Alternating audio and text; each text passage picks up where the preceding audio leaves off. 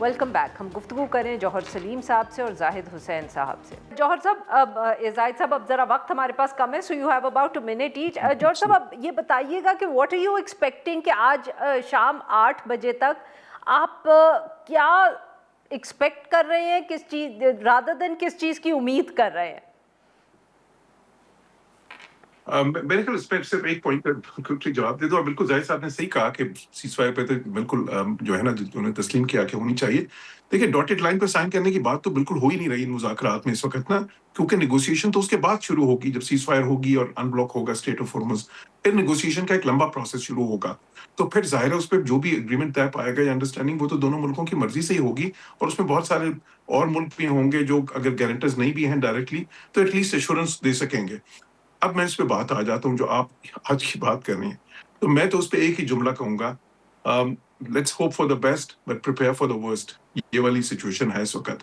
تو جو ہے نا اسی لیے تو میں سمجھتا ہوں کہ اس وقت ایک اسٹریٹجک ریسٹرینٹ کا ٹائم ہے, اس وقت برنکس مین شپ کا ٹائم نہیں ہے. بالکل بالکل ٹھیک. زاہد صاحب equally short time for you, but sir آپ ڈاٹڈ لائن کی بار بار بات کر رہے تھے, اگر آپ اسپیسیفکلی اس پہ بات کریں کہ اسٹریٹ آف ہرمز جو ایران, ایک طرف امریکہ کی یہ خواہش ہے کہ یہ کھل جائے, اور بہت سے لوگوں کا خیال ہے کہ ایران جو ہے اب اسٹریٹ آف ہرمز کو چھوڑے گا نہیں, انہوں نے اب اس کو اسٹیبلش کرنا ہے کہ یہ ان کی ساورنٹی ہے. Where do you think this issue is headed?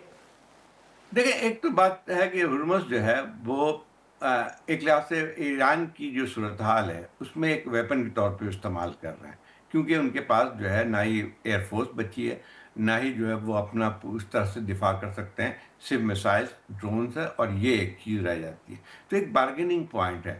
میرے خیال یہ ایک اور بات بھی آتی ہے کہ پارشلی تو اوپن ہے یہ, مطلب یہ کہ ہرمز کو اگر آپ دیکھیں کہ جو ہے تقریباً جو ممالک بہت سارے ممالک ہیں ان کے جہاز جانے کی اجازت ہے ان کو.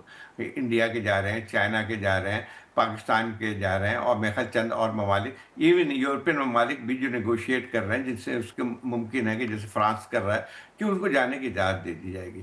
مسئلہ یہ دیکھیں لیس دین 10% پہلے کے مقابلے میں. ہاں 10% صحیح بات ہے, لیکن 10% وہ ایک تو خوف بہت ہے نا.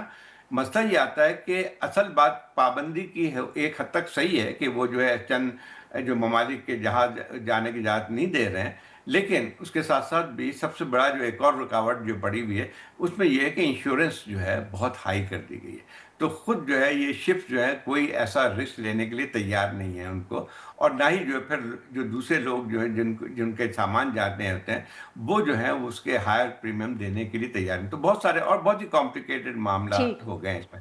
لیکن جہاں تک اس چیز کا تعلق ہے کہ الٹیمیٹم ابھی ختم نہیں ہوا ہے, لیکن اس سے پہلے حملے شروع ہو گئے. ان کا کہنا یہ تھا کہ ٹرمپ کا, تو اگر فرض کیجئے کوئی گنجائش بھی تھی چند گھنٹے, اکثر ہوتا ہے دنیا بھر میں کہ اس قسم کے اگر مذاکرات ہوتے ہیں تو آخری لمحات پہ کوئی چیز ایسی طے ہو سکتی ہے.